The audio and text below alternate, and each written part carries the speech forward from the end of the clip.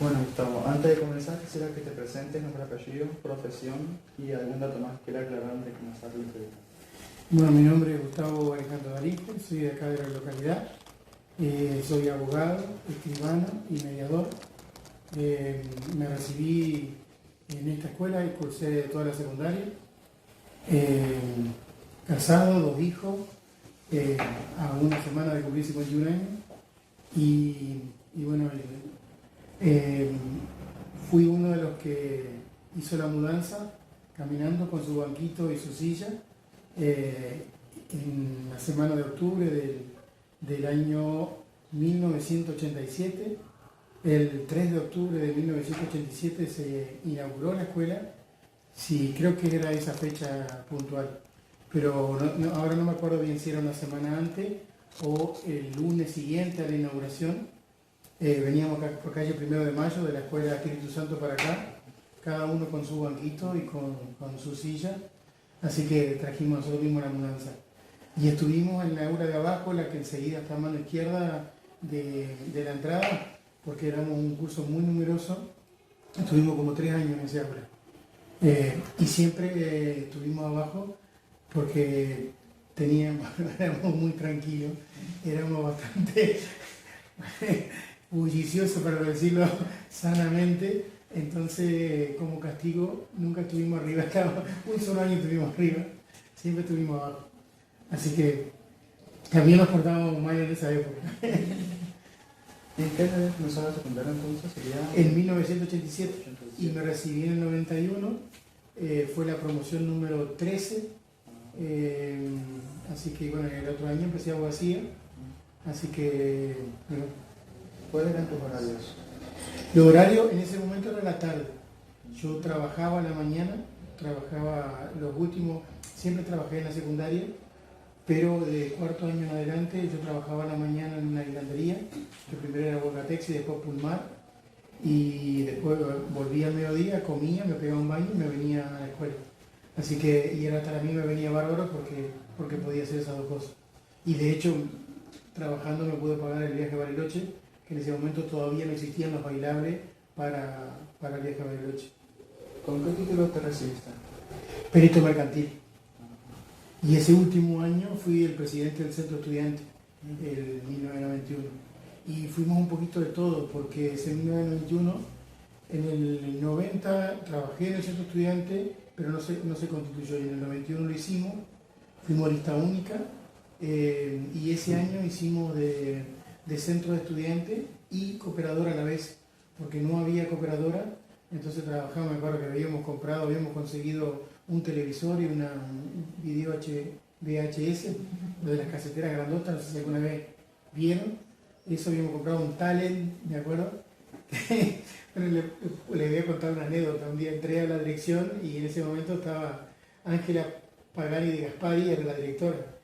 Y cuando estaba mirando la novela, había puesto una papa con 2 agujas de crochet, y ahí estaba mirando la novela de la tarde tomando té. Así que es una anécdota que pasaron que también está bueno contarlo. ¿Cómo fueron tus años en la secundaria? ¿Fueron buenos o regulares? Bien, o sea, alto y bajo. El primer año me llevé matemática y me la llevé a marzo.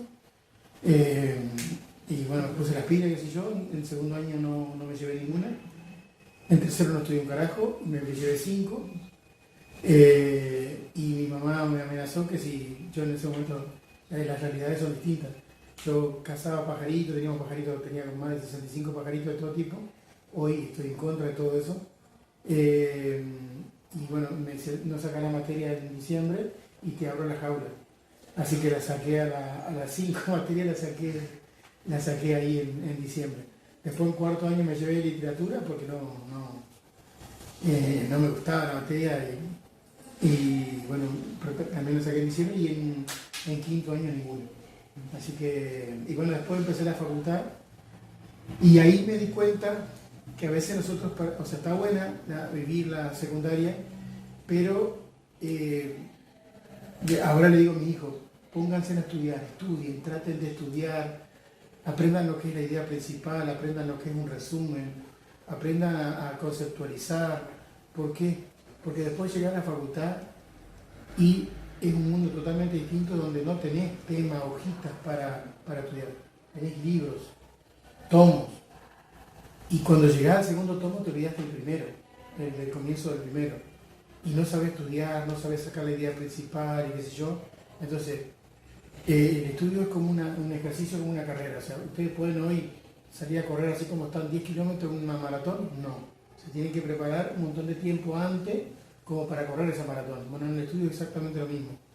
Entonces, por ahí sé que a veces es pesado tener que estudiar, prepararse y demás, pero es para uno. Y es la única herramienta que los que no tenemos un capital económico importante o nuestros padres no lo tienen, es la única herramienta que tenemos como para salir adelante.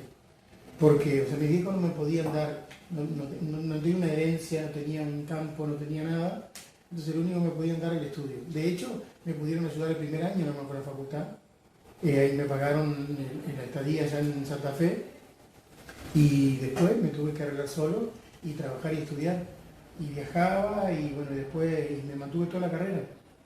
Así que me demoré mucho más. La carrera de 6 años, yo la hice 10 años, pero bueno, en algunos momentos laboré hasta en 3 lugares. Yo trabajaba acá, vieron donde está Rimmel, creo que Rummel. Donde está Rummel, antes había un local llamado La Cueva. Ahí cocinaba, trabajaba, era mozo, limpieza, hacía de todo. Así que las que son más grandes ya, las señas, Sandra, muchas salían ellas y yo las atendía a ellas, inclusive de abogado, seguía atendiendo un año para poder costearme, o sea, porque vos tenías que pagarte el viaje, la matrícula, la ropa, el libro y costearte los gastos, por el juicio vos lo ganás al 1, 2, 3, 4 años y vos tenés que financiar de esa manera. Y era una de las maneras que yo tenía de financiarme, seguir trabajando los fines de semana de mozo. Así que, y bueno, trabajaba ahí, trabajaba vendiendo pulóveres de acá, llevaba y inclusive gané la licitación del Banco Nación para vestir al chaleco, me acuerdo, color verde militar, a los de Banco Nación de Santa Fe, y trabajaba y logré entrar en una pasantía en la Municipalidad de Santa Fe, que era, hicimos una auditoría, teníamos que investigar todo lo que eran los transportes públicos, remises, taxi, colectivo y transportes escolares. A mí me tocó colectivo y descubrimos unas irregularidades muy, muy graves, donde no había licencia, no había seguro, algunos choferes no tenían la autorización debida, habían empresarios, no sé si escucharon alguna vez la palabra testaferro. ¿Saben lo que es testaferro? O sea, es un empresario que aparece como dueño de algo, pero en realidad no es él, sino que la plata y todo la pone otro. O sea, por ejemplo, ¿cuál es tu nombre? Luján. Luján, por ejemplo, sería la dueña de una empresa de remis, pero resulta que yo soy el dueño y aparece ella como dueña. Y la plata, con todas esas irregularidades no podía haber. Entonces, este dueño oculto era dueño de casi más de la mitad de las empresas. Entonces tenía Luján, y estaban todos, como todos ustedes, eran dueños de línea de colectivo, y él estaba detrás. Lo tenía como eso, testaferro, como un prestanombre. Nosotros descubrimos todo eso y como premio nos castigaron, nos mandaron a la calle como inspector. Así que la Argentina que nos toca. Y bueno, después en la calle tuve 3 atentados contra la vida porque parábamos revisas y casi nos pasaron por encima. A mí en 2 veces me salvó un inspector que me manoteó, me tiró al costado de la calle en frente del Cuyen, y después uno nos amenazó de muerte en la peatonal del Alto Verde. No sé si conocen Alto Verde. Vieron que está el puente colgante y está a la costanera, está a la derecha, y a la izquierda hay un barrio así donde era Horacio Guaraní, oriundo. En ese barrio entran los que se animan. Y como nosotros controlábamos todos los remises truchos y demás, entonces nos amenazaron de muerte que si nosotros seguíamos jodiendo, que la íbamos a pasar mal. Que de hecho una vez entramos y había un colectivo que le decían la Calecita, porque solamente andaba en ese barrio adentro. Y estaba lleno de agujeros el colectivo.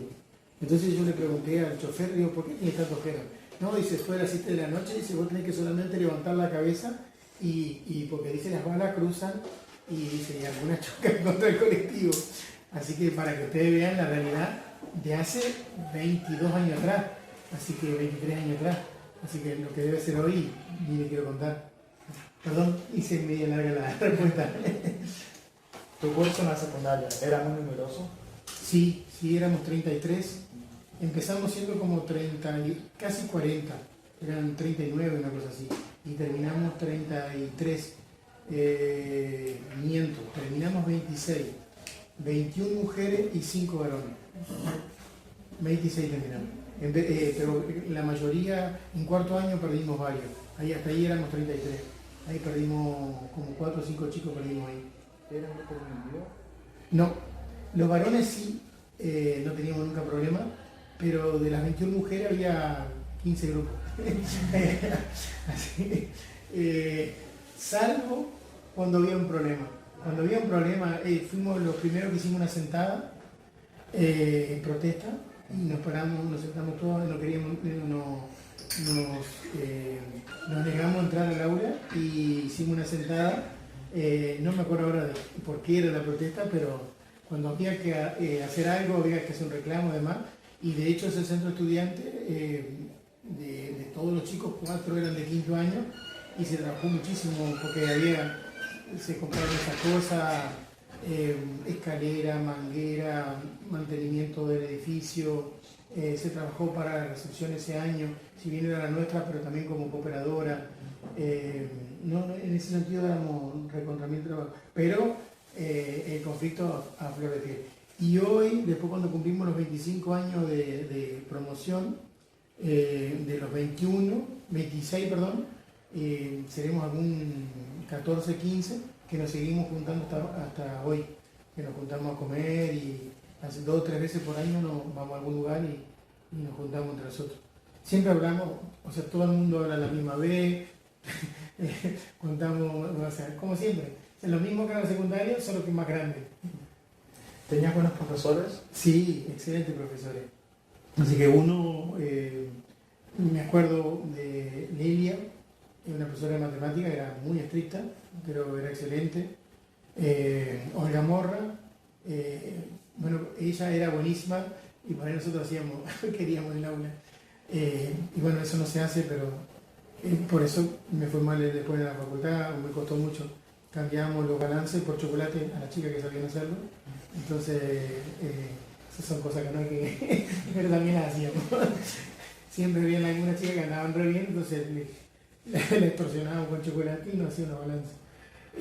Después, Panelli, que era una profesora de química también excelente. De inglés también, o sea, yo tenía buena relación con Agosti. Bruno, que nos daba biología, también excelente. Muchos profesores, o sea, no quiero dar tanto nombre porque voy a ser injusto con algunos, pero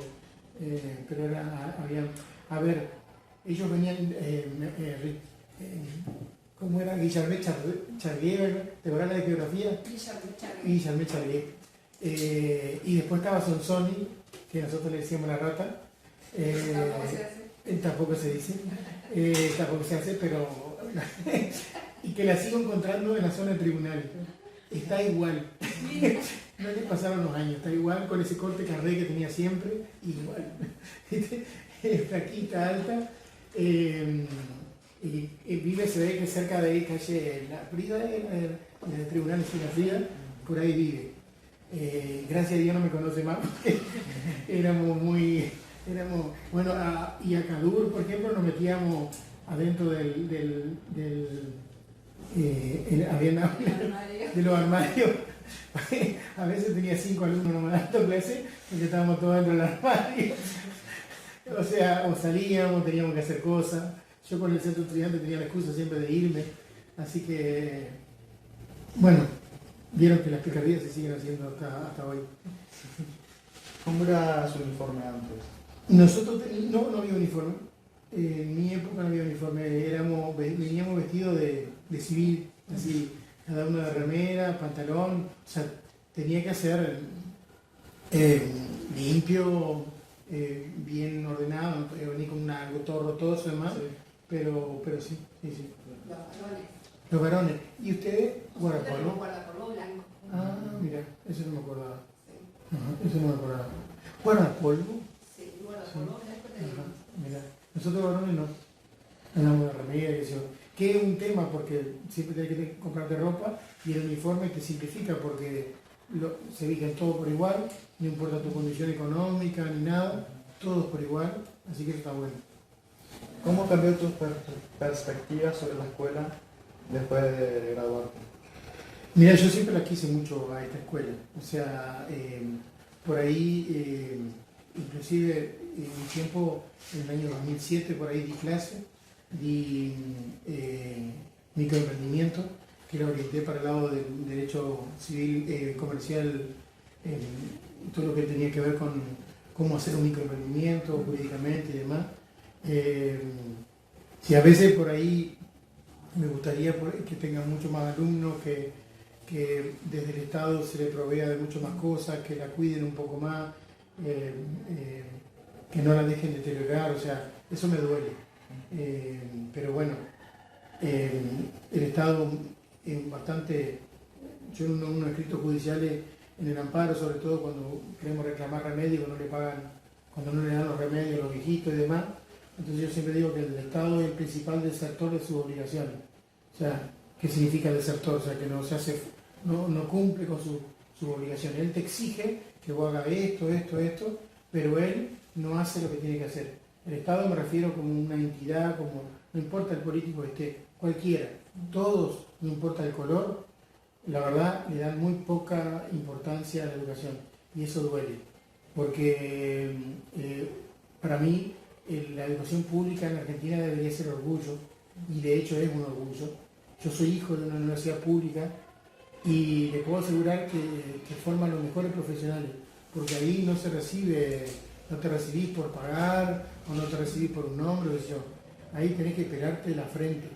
O sea, yo hay materias que la rendí 5 veces, 3 materias rendí 5 veces hasta que la pude aprobar. 1 año y medio estuve trabado, casi 2 años en una materia. Así que, y muchos dejan, y siempre me gusta decir, es una carrera de resistencia, no de velocidad. Se recibe el que resiste, no el que es más rápido. Y eso por ahí, no sé si tiene que ver con la respuesta, pero eso me duele, de que no... Muchas cosas. Sí, y también por ahí, pero es un poco la cultura de ahora. Los padres se han convertido en depositar a los chicos en la escuela y se despreocupan de la escuela. Entonces, eso también, o sea, no hay una empatía con la escuela, no hay una... O sea, yo trato de involucrarme en todo lo que puedo, o sea, yo siempre digo, yo soy hijo de la universidad pública y trabajo, o sea, me recibí gracias a lo público y yo necesito devolverle algo. Entonces, por eso me involucré en comisiones, por eso estoy involucrado en el club, porque si entre todos nosotros no trabajamos, o sea, no hay, esto no existe. O sea, porque el Estado, de vuelta, él no quiere cumplir con sus obligaciones. Entonces, ¿qué es lo que pasa? Uno tiene que tratar de trabajar. ¿Pero por qué? Porque está haciendo algo importante, que es formar a nuestros hijos. Entonces, ¿cómo nos vamos a pertenecer? ¿Cómo nos vamos a participar? ¿Cómo no nos vamos a preocupar y ocupar de la escuela? Así que, en mi concepción. ¿Qué te gustó más en la escuela? Los recreos. Cuando salíamos por ahí, los campamentos, eso estaban espectaculares. Por ahí los viajes de estudio. Yo siempre digo, hacíamos mucha travesura, pero éramos muy inocentes. Eso lo que decían las profesoras siempre nos decían, que venían a descansar a esta escuela, porque nada que ver el chico y lo respetuoso y lo educado, que era el chico de acá con respecto de las grandes ciudades. O sea, no tenía que irte muy lejos, tenía que irte a Diamante nomás. Que el chico de acá era muy participativo, era más cariñoso, más amable, más atento. En cambio, en las ciudades no pasaba eso. ¿Qué materia te dejó un gran aprendizaje? Y a mí me gustaba mucho Derecho, y pese a que no seguí la carrera, con Leria me hizo gustar matemáticas. Me costaba mucho y también panel y química. Esas materias me gustaban a mí, porque cuando la entendía como que me encantaba. Por ejemplo, trigonometría, que era chino básico, cuando lo aprendí me encantó. O sea, pero bueno, no fui, tengo que ser honesto, no fui uno de los mejores alumnos, siempre de la mitad para abajo. O sea, yo zafaba, iba tratando de zafar y el objetivo, ¿no? Después recién, en la universidad sí, ahí estudié mucho. Ahí estudiaba mucho, le metía, por ejemplo, Derechos Reales, que es Civil 4, llegué a estudiar en los últimos días 17 horas por día.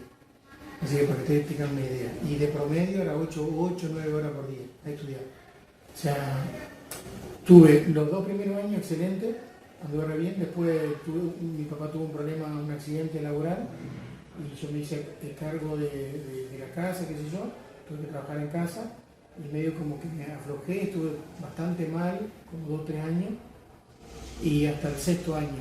Y los últimos 4 años, 3 años y medio, metí el 70% de la carrera. Yo siempre digo, probé con poner la cola en la silla y era ese el secreto. O sea, ir a estudiar y subirte al tren y meter, o sea, por ejemplo, me acuerdo en el 2001, sí, en el 2001, en el 2001 creo que fue. Saqué 5 materias, rendí 5 materias en un solo turno, que era una animalada, y saqué 4. Y es más, iba con distintas credenciales para que no vean que yo estaba rendiendo tanta materia. Porque si no te bochaban, porque no, ¿cómo vas a poder estudiar? Estudiaba una materia que era correlativa de otra. Estudiaba, sacaba en el primer llamado una materia y en el segundo llamado sacaba la correlativa. Y siempre estudié con compañeros. Porque el error, al principio, eso también, no sabemos estudiar. Salimos a veces de la secundaria, nos aprovechamos eso y no sabemos estudiar. Entonces cuando vos llegás a la universidad, te cuesta mucho. Le doy mis ejemplos, capaz que a otro no le pasó lo mismo, pero yo, por lo bagre que era en la secundaria, me costó después en la universidad. Y siempre estudiaba con una compañera, un compañero, casi siempre con compañeras porque me llevaban mate, y bueno, y ellas leían, les encantaba leer, y yo tengo mucha memoria auditiva. Entonces, y discutíamos los temas, porque vos tenés que llevarlo, lo que estás estudiando siempre llevarlo a la realidad, darte el ejemplo, o sea, porque si vos lo lees así abstracto, no te queda. En cambio vos lo llevás a la realidad, llevás ese caso o lo que sea, lo transformás y ahí lográs que se te meta en la cabeza. Y si lo entendiste y lo internalizaste de esa manera, no te olvidas nunca más.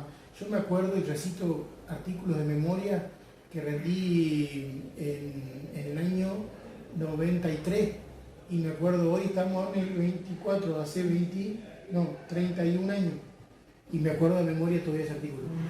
Por ejemplo, el 944 del Código Civil dice los actos jurídicos son todos los actos voluntarios lícitos que tienen por fin inmediato establecer entre las personas relaciones jurídicas, crear, modificar, transferir, conservar o aniquilar derechos.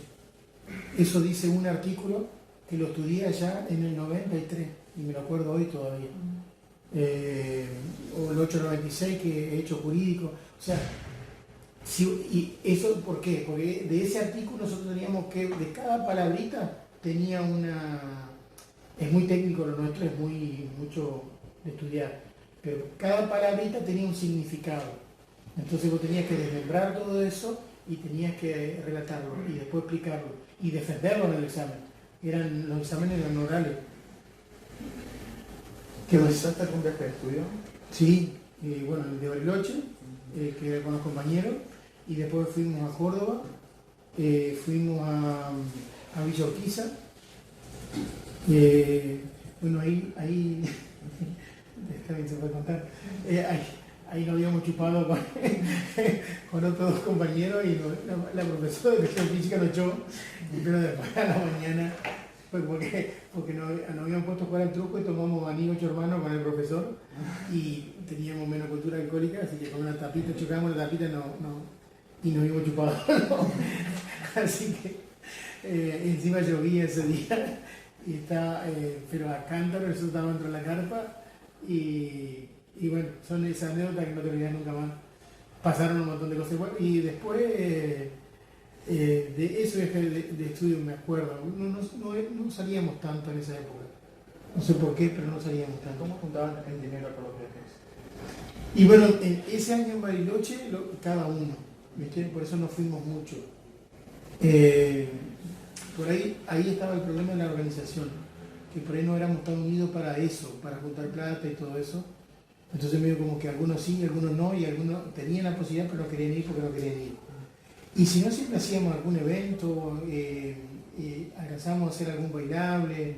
Lo que pasa es que en esos años era difícil porque como no había cooperadora, entonces hacíamos las dos cosas juntas. Entonces estábamos más abocados a conseguir cosas para la escuela que para nosotros mismos. Sí. ¿Qué significó para vos cursar sus estudios en la escuela secundaria para el trabajo de aquí? Y bueno, en ese momento, primero fue la única opción que había en el pueblo, la única secundaria. Y segundo, vos le agarras cariño a la escuela. O sea, mira, yo por ahí con otras escuelas y demás, no teníamos nada que envidiar. O sea, el nivel era bueno, los profesores eran buenos, y de último nivel te lo das vos también. O sea, mucho depende de cada uno. O sea, vos podés estudiar para zafar, vos podés estudiar más o menos, o podés estudiar para ser excelente y para prepararte para el día de mañana. O sea, la escuela te da la herramienta, te da el medio, y vos lo tomás o lo dejás. Pero yo lo veo así. Me parece que por ahí, no sé si tiene que ver con la inmadurez de nosotros de esa edad, tiene que ver con de que cuando vos sos adolescente sos como reaccionario, como que querés un poco patear el tablero. Tal vez eso sea un poquito el tema. Pero bueno, después la vida se encarga de ubicarte en la palmera. Así que es así.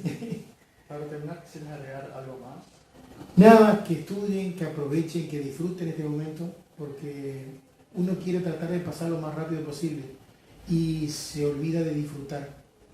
Y estos momentos hay que disfrutarlo ahora, porque son irrepetibles. Después cuando vos te recibís, yo lamento, bueno, tuve que trabajar y estudiar, de no haber disfrutado más en la secundaria y en la universidad. Porque después cuando te recibí, se terminó todo. O sea, es responsabilidad, trabajo, después es decisión de cada uno, pero viene la familia, entonces vos tenés una responsabilidad de la familia también. Todo es después bastante más difícil porque depende de vos. Y ahora veo como que si saliste mal, no importa tener otra oportunidad, pero disfrutar y hacerte los tiempos para estudiar, para pasarla bien. O sea, me parece que hay demasiado tiempo, tampoco es tan difícil y tampoco te demanda tanto tiempo.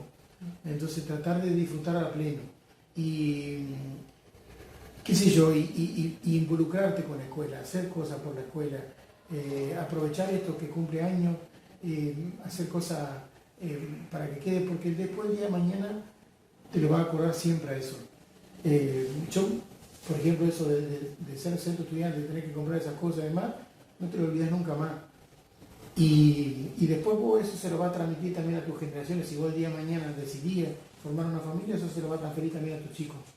Así que eso es importante. Eso a grandes rasgos es lo que creo como un mensaje. Así que, mira, y es todo posible. O sea, mediador me recibí hace 3 años. O sea, me recibí abogado, después enseguida empecé escribanía y seguí estudiando. O sea, siempre hay que prepararse, hay que formarse. Y más ahora, que me parece que cada vez es más difícil el mundo, o sea, para cualquier trabajo. Te piden una formación mínima, un idioma, un título secundario, es lo mínimo que te piden. Entonces, y el humilde es la única herramienta que tiene, es la del estudio. No tenemos otra herramienta nosotros. Entonces, y es más, salvo que se te chifle el moño, es la única economía que no quiebra. Entonces, el estudio y el título siempre está. Tal vez no trabajes de ese título, pero ese título seguro te va a abrir un montón de puertas. Y no tenerlo te la cierra. Entonces, eso me parece que es el mensaje para ustedes. Desde ya muchas gracias por acercarte a la escuela y prestarte para eso. No, al contrario, el agradecido soy yo porque me siento privilegiado y porque ustedes me dieron este espacio, así que, no, gracias.